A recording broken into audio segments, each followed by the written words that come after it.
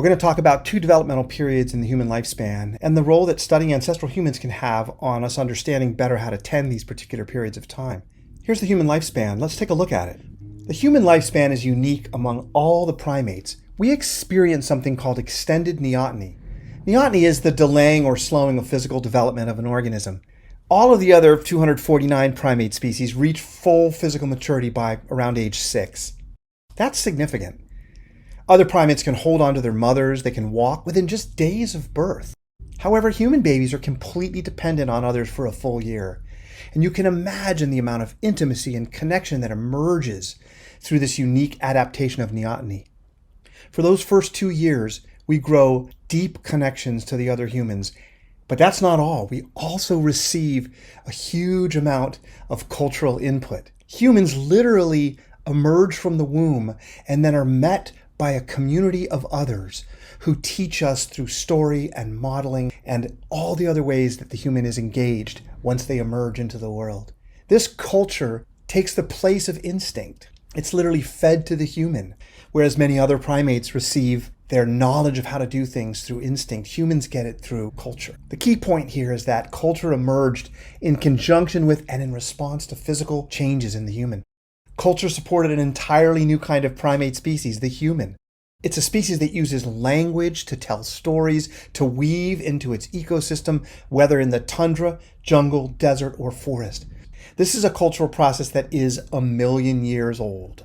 Because of our extended neoteny, our growth to full physical maturity takes 22 years. And remember, in the other primates, it's 6 years till full development.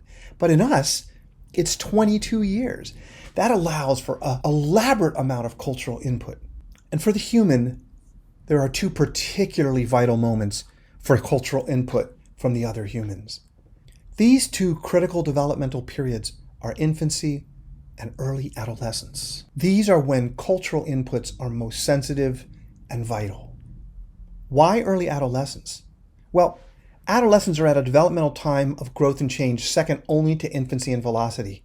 What we do to and for the infant and to and for the adolescent is absolutely critical to their development. Here's the key idea. What other humans do, say, believe, model, offer, teach, express, etc., are exquisitely important during these two developmental windows of infancy and early adolescence. This is the time in which the power of culture can do the most harm or offer the most appropriate tending for healthy human development. As many of you know, I have long argued that our ancestral paradigm, our long tenure in wild nature, must be studied to understand what kind of cultural inputs will be the most healthy and effective for our appropriate unfolding. What do they need, the infant and the adolescent? Very specific cultural inputs. How can we discover and identify the right cultural inputs? I want to talk about the evolved nest or the evolved developmental niche theory. Every species has its ecosystem, its nest, in which evolution dictated the healthiest unfolding for that organism. Remove the organism from its optimal nest, and all manner of pathology can result. This is Dr. Darsha Narvaez, formerly at University of Notre Dame. She's developed this notion of evolved nest quite exquisitely with a specific focus on early infancy and early childhood. Her theory states that every animal has a nest for its young that matches up with the maturational schedule of the offspring. It's one of our adaptations, meaning that it helped our ancestors survive. Now let's take a look at the human timeline. That's the controlled use of fire 1 million years ago, and that's today, 2021. I've put on this line 100 humans to divide up that 1 million year timeline back to fire, with each human being 10,000 years apart. Between each of them, we therefore have 500 generations. That makes a total of 50,000 ancestors between ourselves and the first fire makers. 99% of these ancestors lived in wild nature. They were indigenous humans. We, who've grown up in the time of agriculture over the last 10,000 years, we're the only ones among Western industrialized peoples that have not grown up with the inputs of wild nature and with the culture sustained by those inputs. 99% of these ancestors receive time-tested cultural inputs from others. We are the exception. We are the one person who has received cultural inputs out of alignment with the evolved nest. This is the 10,000 year window in which we've forgotten who we are, essentially. What do these 50,000 generations have to teach us?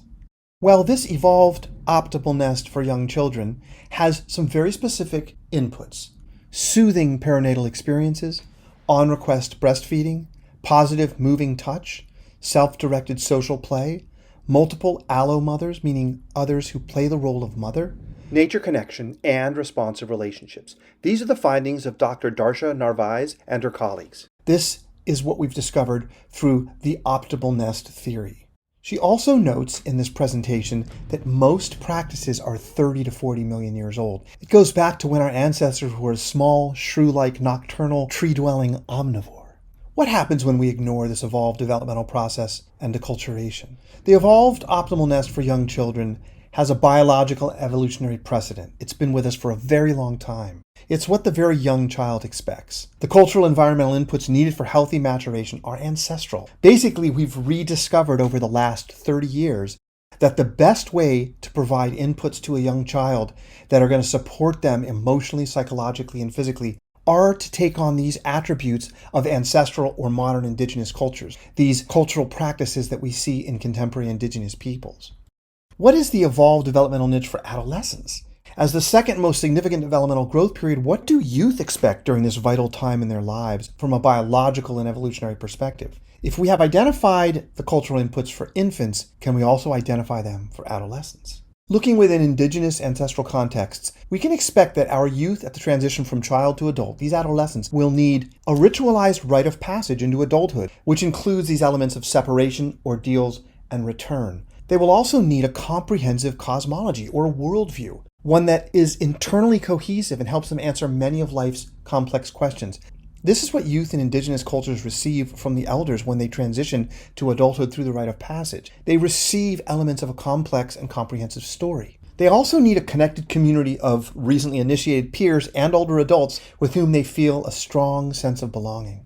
Youth also need feelings of purpose, efficacy, and agency in their lives. And finally, they need a relationship to the numinous, to the unseen, to the mysterious powers that generate and sustain all life. In the end, the most central of these anticipated inputs that an adolescent expects is to get a comprehensive cosmology or worldview that is internally cohesive and helps answer many of life's complex questions. We are grateful that at Manzanita School in Topanga Canyon, we're able to provide students with robust nature connection experiences through our expeditionary learning and our 2 days a week spent in the wild space of our property. We are also thankful that our student-to-adult ratio of 4-to-1 allows us to create an adult-mediated culture with strong mentoring from the teachers in this environment.